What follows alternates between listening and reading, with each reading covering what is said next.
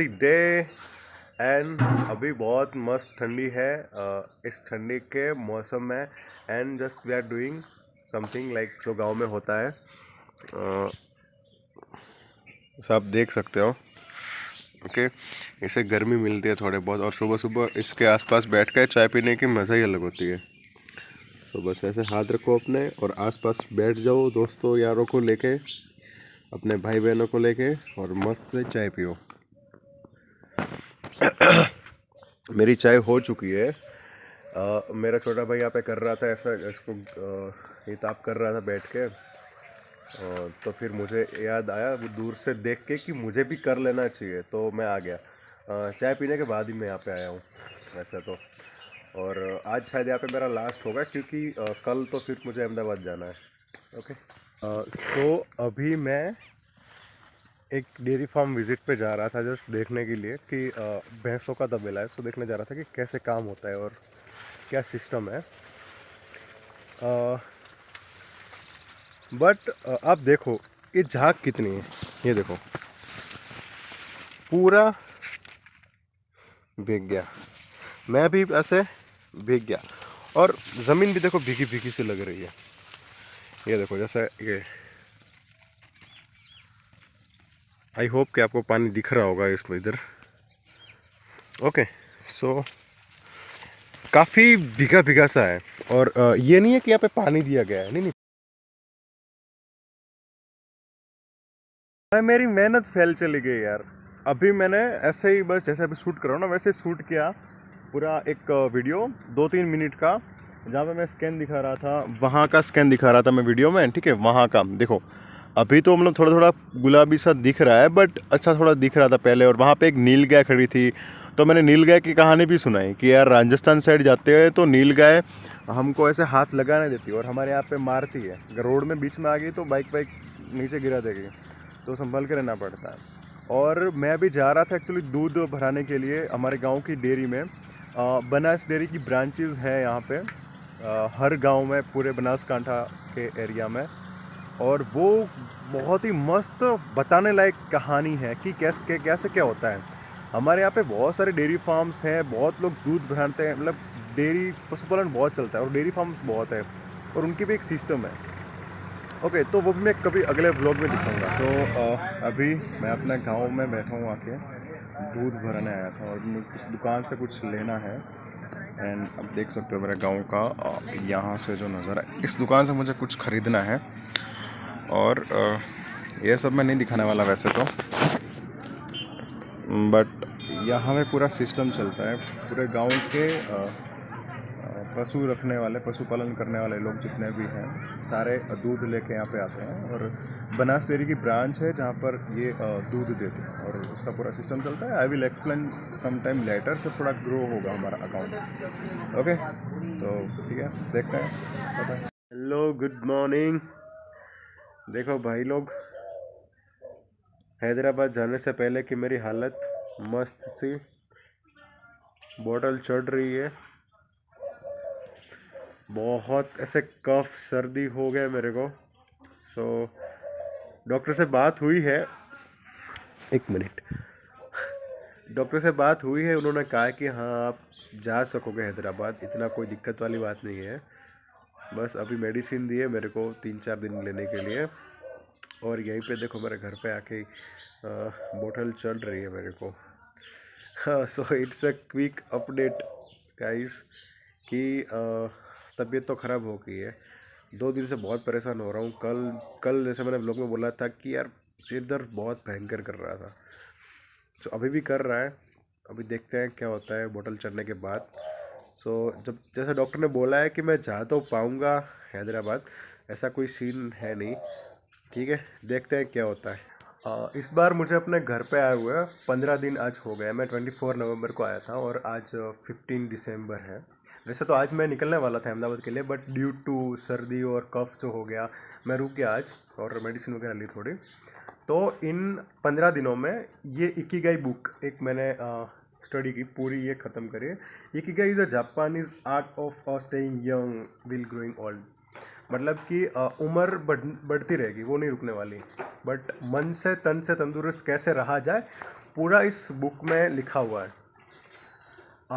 Book को पढ़ना इतना ज़रूरी नहीं होता, उसे फॉलो करना ज़रूरी होता है। आप 100 बुक, 200 बुक, 1000 बुक पढ़ लो या फिर audio recording soon low, but उससे कुछ फ़र्क नहीं पड़ने वाला आपकी लाइफ में अगर आप इसको फॉलो नहीं कर रहे। ओके, सो इस बुक की शुरुआत होती है कि आप कैसे एक गोल ओरिएंटेड ज़िंदगी जी रहे हो या कैसे जी सकते हो, कि आपका जीवन उद्देश्य पूर्ण होना चाहिए। और इसी पे बेस्ड मुझे कहते हुए खुशी हो रही है कि इसी पे बेस्ड गोल सेटिंग का मैं कई सेशन ले चुका हूँ एज ए ट्रेनर, और आप भी उसके लिए रजिस्टर कर सकते हो। अगर आपका कोई इंस्टीट्यूट है, आपकी कॉलेज के प्रिंसिपल एचओडी से कह सकते हो कि हाँ, जिगर का ये सेशन है कि हमें गोल कैसे बनाना चाहिए, गोल बनाने की शुरुआत कैसे होती है। लोग बोलते हैं कि अपने पैशन को जियो, पैशन क्या होता है, तो वो कैसे फाइंड करना चाहिए और कैसे हमारे गोल्स को अचीव करना चाहिए, उसके ऊपर मेरा एक सेशन है। और इस बुक का लास्ट टॉपिक है स्ट्रेस के ऊपर, तनाव, चिंता के ऊपर, तो उसके ऊपर भी मेरा एक छोटा सा सेशन है जो मैंने लिया था। आई थिंक मैं 4 से 5 सेशन ले चुका हूँ उसके ऊपर कि how to manage your stress. ये मेरा ऑनलाइन सेशन भी हुआ था कि how to manage your stress. Okay, इसके अलावा कई सारी चीज़ें हैं, आप खुद से इस बुक को पढ़िए, समझिए और इसको फॉलो कीजिए।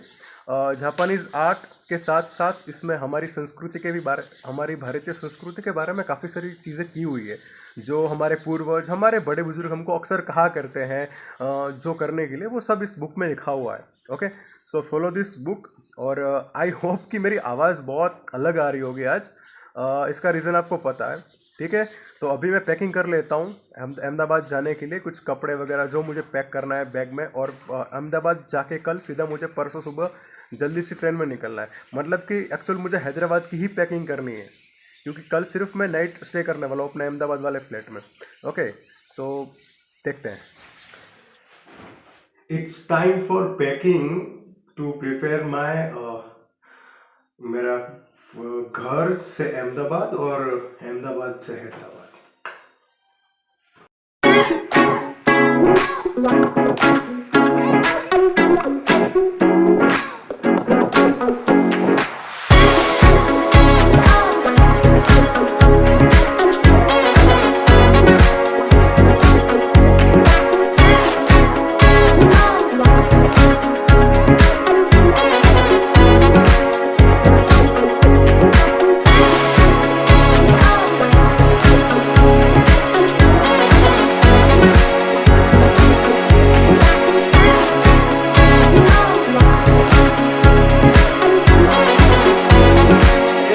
आपके टूर की पैकिंग कुछ चीज़ों के बिना अधूरी होती है। जैसे मेरे लिए बुक्स, मैं हमेशा टूर में या मुसाफरी में एक बुक अपने साथ रखता हूँ। इस बार 2 बुक लेके जा रहा हूँ। ये बुक है मुसाफिर कैफ़े दिव्य प्रकाश दुबे की। मैंने कुछ शुरुआती पन्ने पढ़े हैं इस बुक के।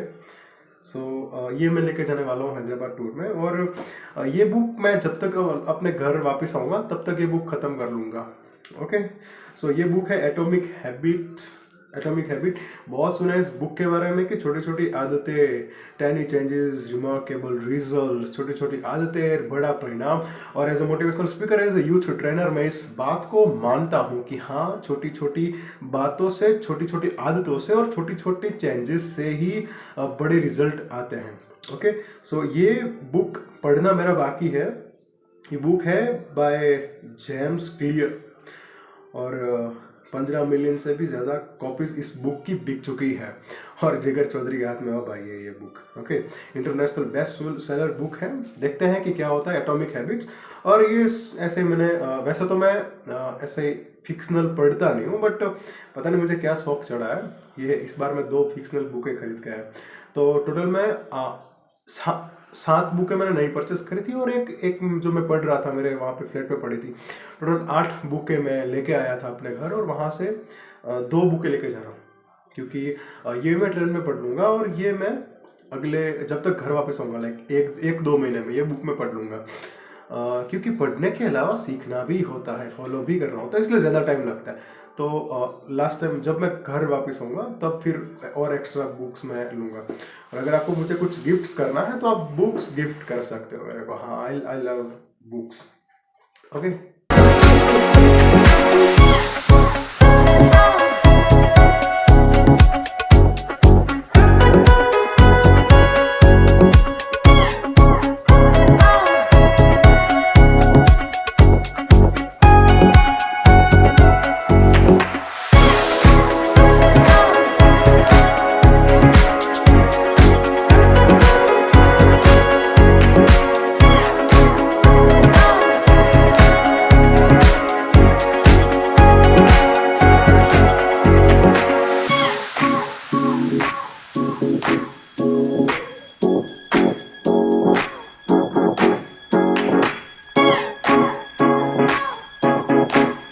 मस्त हो चुकी है। मैंने मेरे पापा वाला बैग ले लिया जो वो ट्रैवल में यूज़ करते हैं, ये टायर वाला बैग है। पहले वो येलो वाला जो बैग आपने पैकिंग में देखा होगा, वो बैग बहुत भारी हो रहा था, वो उसको उठाना पड़ता था। इसको टायर वाला है तो घिसट कर चले जाएंगे, और हैदराबाद में जगह भी इतनी अच्छी है कि उठाने की ज़रूरत ही नहीं है कहीं पे। उसमें मैंने नया वाला जैकेट, शूज़ रख लिए, उसमें लैपटॉप और वो सारी चीज़ें ले ली है मैंने छोटी मोटी। तो हैदराबाद में ये बैग लेके जाऊँगा, और एक छोटा सा बैग है मेरे पास अहमदाबाद में, वो ले लूँगा। ये कल पहनने के लिए लिए है मैंने। वाइट शर्ट है, ब्लैक कलर का थोड़ा ट्री सेट का ब्लू पैंट, बेल्ट, सॉक्स, और वो हाथ रुमाल ले लिया है। ठीक है, सो set for the packing guys.